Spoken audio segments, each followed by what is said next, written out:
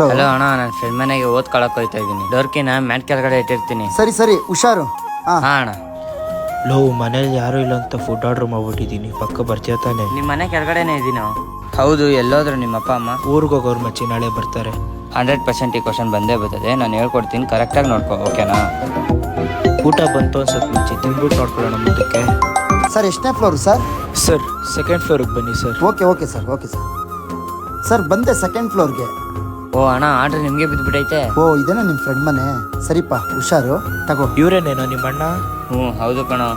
ಅಣ್ಣ ಹುಷಾರು, key mat ಹತ್ರ ಇಟ್ಟಿದ್ದೀನಿ, ಹುಷಾರಣ್ಣ. ಸರಿಪಾ. ಏನೋ ನಿಮ್ಮ ಅಣ್ಣ ಡೆಲಿವರಿ ಕೆಲಸ ಮಾಡ್ತಾರೇನೋ?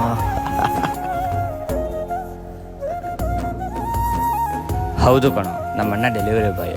ಅದ್ರಲ್ಲಿ ನಗೋ ಅಂತದೇನಾಯ್ತು? ಸುಮ್ಮನೆ ಯೋಚನೆ ಮಾಡು, ನಿಮ್ಮ ಅಪ್ಪಂದು ಗೌರ್ಮೆಂಟ್ ಜಾಬು, ಇಷ್ಟು ದೊಡ್ಡ ಕಾಲೇಜಲ್ಲಿ ನೀನು ಓದಿಸ್ತವ್ರೆ. ನಮ್ಮ ಅಣ್ಣ ಡೆಲಿವರಿ ಬಾಯ್ ಆದ್ರೂ ನಿಮ್ಮ ಅಪ್ಪನ ಲೆವೆಲ್ಗೆ ಓದಿಸ್ತವ್ರೆ. ನಮ್ಮ ಅಣ್ಣನ ಲೆವೆಲ್ ಏನು ಅಂತ ಅರ್ಥ ಮಾಡ್ಕೊ. ನಮ್ಮ ಅಣ್ಣ ಚಿಕ್ಕ ವಯಸ್ಸಲ್ಲೇ ಮನೆ ಜವಾಬ್ದಾರಿನ ತಗೊಂಡ. ತಾನು ಓದಕ್ಕಾಗ್ಲಿಲ್ಲ ಅಂತ ಹಗ್ಲು ರಾತ್ರಿ ಕಷ್ಟಪಟ್ಟು ನನ್ನ ಓದಿಸ್ತವ್ರೆ. ಹೊರಗಡೆ ಎಷ್ಟೇ ಕಷ್ಟ ಇದ್ರು, ಒಳಗಡೆ ಎಷ್ಟೇ ನೋವಿದ್ರು, ಒಂದಿನನೂ ನನ್ನ ಹತ್ರ ಕಷ್ಟ ಹಂಚ್ಕೊಂಡಿಲ್ಲ. ನಮ್ಮ ಅಣ್ಣ ಮಾಡ್ತಿರೋ ಕೆಲಸದ ಮೇಲೆ ನನಗೆ ಗೌರವ ಇದೆ. ಯಾಕಂದ್ರೆ ಅದ್ರಲ್ಲಿ ನಾವು ಅನ್ನ ತಿಂತಾ ಇದೀವಿ. ಇಲ್ಲಿ ಯಾವ ಕೆಲಸ ಮೇಲೂ ಅಲ್ಲ ಕಣೋ, ಯಾವ ಕೆಲಸ ಕೀಳು ಅಲ್ಲ. ಅವ್ರವ್ರ ಕೆಲಸ ಅವ್ರಿಗೆ ದೊಡ್ಡದು. ಇನ್ನೊಬ್ರು ಕೆಲಸ